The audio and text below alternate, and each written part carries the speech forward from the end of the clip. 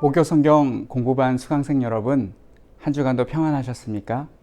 어느새 더위가 물러간다는 처서가 지났습니다. 하지만 때 아닌 가을 장마로 인해서 날씨가 꿉꿉하고 불편한 감이 아직 여름이 끝나지 않은 감이 없잖아 있습니다.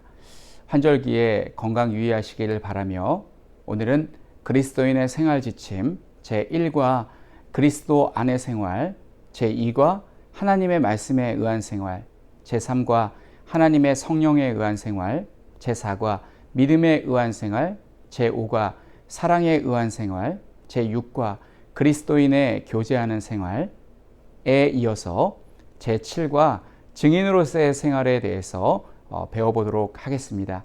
먼저 1과에서부터 6과까지 핵심 구절을 읽음으로 복습을 해보겠습니다. 1과 나는 포도나무요 너희는 가지라. 그가 내 안에 내가 그 안에 거하면 사람이 열매를 많이 맺나니 나를 떠나서는 너희가 아무것도 할 수 없음이라. 요한복음 15장 5절 말씀. 2과 지금 내가 여러분을 주와 및 그 은혜의 말씀에 부탁하노니 그 말씀이 여러분을 능히 든든히 세우사 거룩하게 하심을 입은 모든 자 가운데 기업이 있게 하시리라. 사도행전 20장 32절 말씀. 3과 무릇 하나님의 영으로 인도함을 받는 사람은 곧 하나님의 아들이라. 로마서 8장 14절 말씀. 4과 이는 우리가 믿음으로 행하고 보는 것으로 하지 아니함이로다. 고린도 후서 5장 7절 말씀. 5과 사랑하는 자들아 하나님이 이같이 우리를 사랑하셨은즉 우리도 서로 사랑하는 것이 마땅하도다. 요한일서 4장 11절 말씀. 6과 저가 빛 가운데 계신 것 같이 우리도 빛 가운데 행하면 우리가 서로 사귐이 있고 그 아들 예수의 피가 우리를 모든 죄에서 깨끗하게 하실 것이요. 요한일서 1장 7절 말씀. 그럼 오늘 7과 증인으로서의 생활 핵심 구절을 다 같이 읽어보겠습니다. 너희 마음에 그리스도를 주로 삼아 거룩하게 하고 너희 속에 있는 소망에 관한 이유를 묻는 자에게는 대답할 것을 항상 준비하되 온유와 두려움으로 하고. 베드로전서 3장 15절 말씀. 그리스도인으로서 이 땅을 살아가는 올바른 자세는 거룩하고 정직하게 소위 착하게 사는 것으로만 그쳐서는 안 됩니다. 우리는 복음을 전하며 살아야 합니다. 복음을 전할 때 우리는 다른 사람의 생명을 구원할 수 있고 자신에게도 내가 그리스도인이라는 정체성을 발견할 수 있게 해줍니다. 무엇보다 복음을 전하는 이 사명은 예수님께서 우리에게 명령하신 사명이라고 할 수 있겠습니다. 그러면 도입 질문을 드리도록 하겠습니다. 첫 번째, 다른 사람에게 그리스도를 전하기 전에 해야 할 일은 무엇입니까? 우리가 다른 사람에게 복음을 전하기 전에 먼저 내 자신이 준비되어 있어야 합니다. 그리스도를 주로 삼아 거룩하게 하는 것입니다. 두 번째, 너희 속에 있는 소망이란 무엇입니까? 내 안에 살아계신 그리스도가 소망입니다. 그분 안에 인생의 모든 답이 들어 있습니다. 자, 세 번째는 사람들은 무엇을 보고 당신 속에 있는 소망에 관해 묻게 됩니까? 신앙하는 모습, 쉽게 말해서 교회 다니는 모습보다 이 세상을 살아가는 모습을 보고 어디서 저런 믿음, 소망, 사랑이 나오는지 궁금해합니다. 나 같으면 저런 어려움을 겪으면 낙심하고 좌절하고 방황할 것 같은데 저 사람 속에는 도대체 무엇이 있기에 저런 일을 당해도 얼굴에 평안과 기쁨이 떠나지 아니할까 하고 놀라워합니다. 자, 그래서 우리는 힘들고 어려운 일이 있더라도 더욱더 주님을 붙들고 의지하고 그 안에서 소망을 잃지 않도록 해야겠습니다. 자, 네 번째는 증거할 때 당신의 태도는 어떠해야 합니까? 항상 예비하는 태도, 준비하는 태도가 있어야 하고, 두 번째는 온유와 두려움으로 하는 태도가 필요합니다. 이 두려움으로 하는 태도란 어떤 것을 가리키냐면 진지하게 장난스럽게 하라는 말씀이 아니라 진지하게 전도해야 된다라는 말씀입니다. 또한 전도는 설교가 아니기 때문에 선포하려고 해서는 안 되고 겸손한 마음으로 다가가려고 해야 합니다. 자, 그럼 너희 마음에 그리스도를 주로 삼아 거룩하게 하고, 이 부분을 가지고 1번부터 3번까지 풀어보도록 하겠습니다.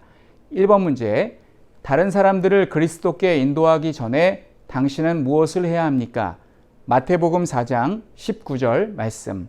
말씀하시되 나를 따라오라. 내가 너희를 사람을 낚는 어부가 되게 하리라 하시니. 정답은 먼저 우리가 예수님의 제자가 되어야 합니다. 마태복음 4장 19절의 말씀은 예수님께서 제자들을 부르실 때 하셨던 말씀입니다. 우리가 먼저 예수님의 제자가 되어야 사람을 낚는 어부, 전도할 수 있게 됩니다. 자, 2번 문제. 하나님께서는 바울을 그분의 증인으로 택하신 후에 바울이 무슨 일을 하기 원하셨습니까? 사도행전 22장 14절로 15절 말씀. 그가 또 이르되 우리 조상들의 하나님이 너를 택하여 너로 하여금 자기 뜻을 알게 하시며 그 의인을 보게 하시고 그 입에서 나오는 음성을 듣게 하셨으니 내가 그를 위하여 모든 사람 앞에서 내가 보고 들은 것의 증인이 되리라.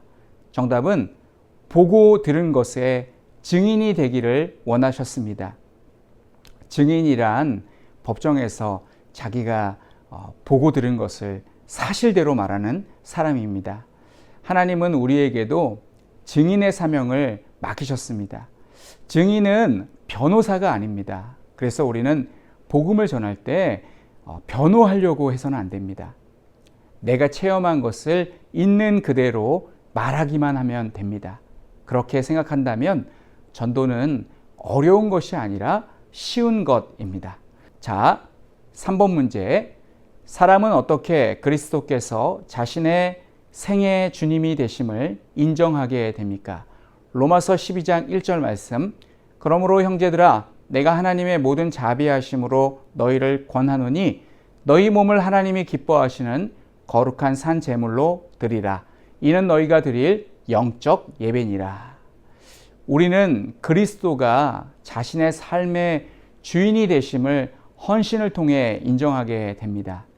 헌신된 삶을 사는 자가 순종의 사람이 되고 순종의 사람이 그리스도가 자신의 삶의 주님이 되심을 인정합니다. 그러므로 먼저 증거하는 삶을 살기 전에 우리 마음에 그리스도를 주로 삼아 거룩하게 하여야 합니다. 자, 다음 파트 우리 4번부터 8번 문제인데 대답할 것을 항상 준비하되, 우리가 준비해야 될 부분은 어떤 것이 있는지 문제를 풀어보면서 생각해 보겠습니다. 자, 4번 문제. 사람들은 무엇을 보고 당신과 그리스도의 관계에 대해서 묻게 됩니까? 마태복음 5장 16절 말씀. 이같이 너희 빛이 사람 앞에 비치게 하여 그들로 너희 착한 행실을 보고 하늘에 계신 너희 아버지께 영광을 돌리게 하라. 정답은 사람들은 우리의 삶을 보고 그리스도와의 관계를 묻게 됩니다. 그래서 우리는 이 복음도 잘 전해야 하지만 예수님의 가르침대로 선하게 살기를 힘써야 합니다. 그래서 우리는 말과 행동을 항상 조심해야 합니다. 자, 5번 문제. 하나님을 증거할 수 있는 또 다른 방법은 무엇입니까? 마가복음 16장 15절 말씀. 또 이르시되 너희는 온 천하에 다니며 만민에게 복음을 전파하라. 우리의 행실로 복음을 전할 수 있지만 직접 우리가 입술로 복음을 전할 수도 있습니다. 그래서 정답은 하나님을 증거할 수 있는 또 다른 방법은 입술로 전파하는 것입니다. 이것이 바로 복음 전도입니다. 자, 6번 문제. 당신은 사람들에게 무엇을 말해 주어야 합니까? 사도행전 4장 20절 말씀. 우리는 보고 들은 것을 말하지 아니할 수 없다 하니. 우리는 내가 보고 들은 것을 전하면 됩니다. 전도할 때 하나님의 말씀을 전해야 하지만 그래서 어떤 사람은 성경책을 가지고 가서 이렇게 막 보여주면서 설명하기도 합니다만 처음에 전도하려고 할 때 그 방법은 상대방에게 좀 부담이 될 것 같습니다. 그래서 우리는 내가 만난 예수님을 전하는 것이 오히려 더 쉬운 전도 방법이라고 할 수 있습니다. 내가 예수님을 믿고 변화된 그 과정을 이야기해 주는 것이 더욱 효과적일 수 있습니다. 이것을 간증이라고 합니다. 이 간증의 내용은 총 4가지로 구성이 되어 있습니다. 첫 번째는 예수님을 믿기 전 나의 상태에 대해서, 내가 우리 주님 만나기 전에 이렇게 부족한 사람이었다라고 이야기를 해주고, 두 번째는 그러다가 예수님을 믿게 된 그런 과정에 대해서 설명을 해주고, 세 번째는 믿고 난 후 변화, 예수님을 믿었더니 내가 이렇게 마음이 평안해지고 여러 가지로 좋아졌다. 그리고 마지막으로 4번째는 자신의 신앙 고백, 예수님을 믿으니까 너무너무 좋다, 너무 행복하고 우리 주님 안에서 사는 것이 정말 참된 평안을 얻는 길이고, 우리 이웃에게 당신도 이렇게 좋은 예수님 만났으면 좋겠다 라고 하면서 전도하면 됩니다. 이것을 바로 간증이라고 합니다. 시간은 3분에서 5분이 적절하며 너무 오래 하면 오히려 역효과가 납니다. 그리고 간증은 처음 만난 사람보다는 나를 아는 사람에게 하는 것이 효과적입니다. 저는 간증할 때 하나님께서 나에게만 베풀어 주신 은혜라고 그렇게 자랑하는 것보다는 내가 받은 은혜 당신도 받을 수 있습니다. 당신도 교회 나오시면, 당신도 주님께로 나오시면 내가 받은 은혜 똑같이, 어쩌면 그 이상도 받으실 수 있습니다 라고 전도하는 것이 좋을 것 같습니다. 자, 7번 문제. 당신은 로마서 10장 1절에 나타난 바울의 본을 어떻게 따를 수 있겠습니까? 형제들아, 내 마음에 원하는 바와 하나님께 구하는 바는 이스라엘을 위함이니 곧 그들로 구원을 받게 함이라. 정답은 사도 바울은 동포인 이스라엘 백성들이 구원받기를 원했습니다. 사도 바울은 유대인으로부터 많은 박해를 받았지만 같은 민족, 같은 동포, 그들을 사랑했기 때문에 그들이 회개하고 주님께로 돌아오기를 바랬습니다. 로마서 9장 3절 말씀을 보면 나의 형제 곧 고륙의 친척을 위하여 내 자신이 저주를 받아 그리스도에게서 끊어질지라도 원하는 바로다.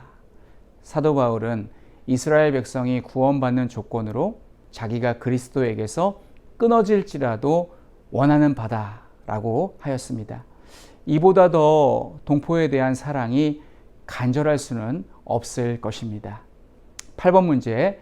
하나님께서는 당신에게 증거의 삶을 살 수 있는 능력을 주셨습니다. 어떻게 주셨습니까? 사도행전 1장 8절 말씀. 오직 성령이 너희에게 임하시면 너희가 권능을 받고 예루살렘과 온 유대와 사마리아와 땅끝까지 이르러 내 증인이 되리라 하시니라. 정답은 성령의 권능을 주셨습니다. 전도는 인간의 힘으로 되는 것이 아니라 성령의 권능으로 가능합니다. 그러므로 우리는 성령의 능력을 의지해야 합니다. 자, 마지막 9번과 10번 문제는 온유와 두려움으로 하고 전도할 때에 필요한 태도에 대해서 설명하고 있는 말씀인데, 이 부분을 가지고 9번, 10번 문제를 풀어보겠습니다. 9번 문제, 디모데후서 2장 24, 25절을 읽으십시오. 불신자들과 효과적으로 대화하기 위해 해야 할 일은 어떤 것이 있습니까? 주의 종은 마땅히 다투지 아니하고 모든 사람에 대하여 온유하며 가르치기를 잘하며 참으며 거역하는 자를 온유함으로 훈계할지니 혹 하나님이 그들에게 회개함을 주사 진리를 알게 하실까 하며. 디모데후서 2장 24절과 25절 말씀에는 전도할 때 2가지를 말씀하고 있습니다. 첫 번째는 피해야 할 일에 대해서 말씀합니다. 피해야 할 일 첫 번째, 말다툼입니다. 말다툼을 해서 이겨봤자 그 사람은 예수님을 믿지 않습니다. 왜냐하면 기분 나쁘고 속상하기 때문입니다. 그래서 우리는 말다툼을 피해야 합니다. 두 번째는 변론입니다. 변론하다 보면 상대방의 말에 계속 휘둘리게 됩니다. 그러다 보면 본질을 놓치게 됩니다. A에 대해서 말하고 있었는데 나중에는 B에 대해서 서로 토론하는 그러한 일이 발생하게 됩니다. 자, 그러면 해야 할 일은 무엇이 있을까요? 해야 할 일은 첫째는 온유입니다. 온유하다는 것은 부드럽고 친절하고 예의가 있는 것입니다. 그래야 상대방에 대해서 호감이 가고 마음을 엽니다. 두 번째는 잘 가르치는 것입니다. 상황에 맞는 성경 구절을 알려주는 것입니다. 그러므로 필수적인 성경 구절을 암송하면 전도할 때 유용하게 사용할 수 있습니다. 세 번째는 참으며 복음을 전할 때는 인내가 필요합니다. 인내심을 테스트 당하는 것 같더라도 잘 참으셔야 합니다. 네 번째는 이 거역하는 자를 온유함으로 훈계해야 합니다. 거역하는 자를 사랑의 마음으로 품으면 다음에 기회가 또 찾아옵니다. 하지만 배척하면, 싸우고 돌아서면 다음에는 기회가 없습니다. 10번 문제, 당신은 말을 어떻게 해야 합니까? 골로새서 4장 5절로 6절 말씀. 외인에게 대하여는 지혜로 행하여 세월을 아끼라. 너희 말을 항상 은혜 가운데서 소금으로 맛을 냄과 같이 하라. 그리하면 각 사람에게 마땅히 대답할 것을 알리라. 정답은 두 가지에 대해서 말씀하고 있습니다. 첫째는 지혜로 세월을 아껴야 합니다. 어떻게 전도를 시작했든지 어떤 질문을 했든지 간에 빨리 복음으로 돌아와야 합니다. 두 번째는 은혜 가운데서 소금으로 고르게 해야 합니다. 겸손하면서도 정확하게 이야기해서 문제가 해결되게 하라는 말씀입니다. 자, 이렇게 1번부터 10번까지 문제를 풀어 보았습니다. 자, 그러면 이제 적용하기의 시간입니다. 적용은 총 두 문제가 있는데 두 가지를 함께 묶어서 풀어보도록 하겠습니다. 당신이 증거할 수 있는 대상을 한 사람 이상 들어보십시오. 이 일을 위한 당신의 계획은 무엇입니까?